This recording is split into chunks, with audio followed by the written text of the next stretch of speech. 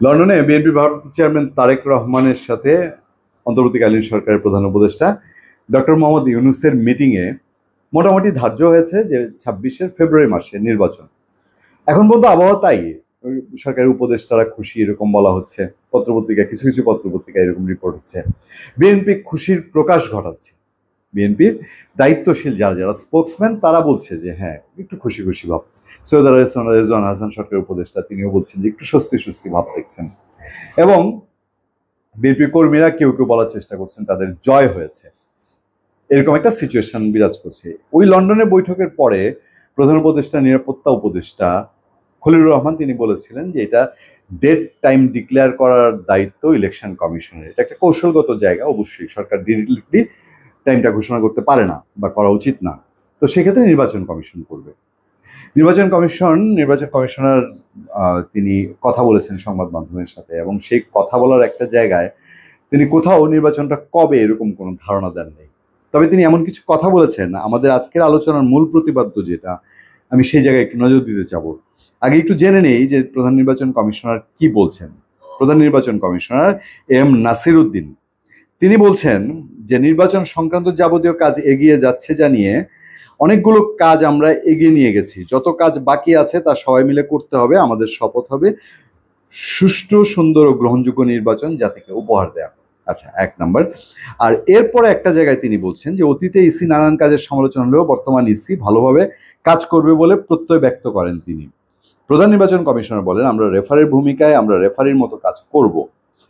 যারা খেলবে খেলুক, যারা জিতবে জিতুক, কিন্তু আমাদের দায়িত্ব হবে একটা লেভেল প্লেইং ফিল্ড তৈরি করতে দেয়া।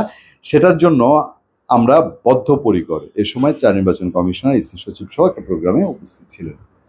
আমার প্রশ্ন হলো, এবং আমার মনে একটা দ্বিধাদ্বন্দ্ব, এর আগের ইলেকশন আওয়াল কমিশনই বলেন বা তার আগের গুলো যেগুলো খুব বিতর্কিত নির্বাচন, বাংলাদেশের বিতর্কিত কি বাংলাদেশের ইতিহাসের ন্যাক্কারজনক নির্বাচন, সেটা যদি 13 নির্বাচন এবং 24 নির্বাচন বলি, 18তে বিএনপি অংশ নিয়ে সেটা আরো ভয়াবহতম একটা নির্বাচন, রাতের নির্বাচন।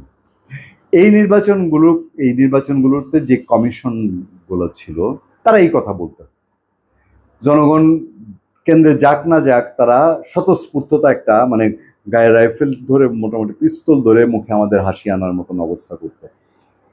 এখনকার যারা তাদের যে বডি ল্যাঙ্গুয়েজ, ডেলিভারি, কথাবার্তার যে ধারা, এইটা আর এর আগে ওইসব যে কুখ্যাত নির্বাচন হয়েছে এগুলোকে খুব একটা পার্থক্য দেখা যাচ্ছে। এই যে তিনি ঠিক আছে চুরি লুটপাট কিছুই হলো না, গেলেন না কেউ ভোট কেন্দ্রে, একটা বড় অংশ গেল না বাংলাদেশের, সেই নির্বাচনটা ইসির কারে আসে না, ইসি এটার দায় দায়িত্ব কি নিবে, তাই না? 1 নম্বর।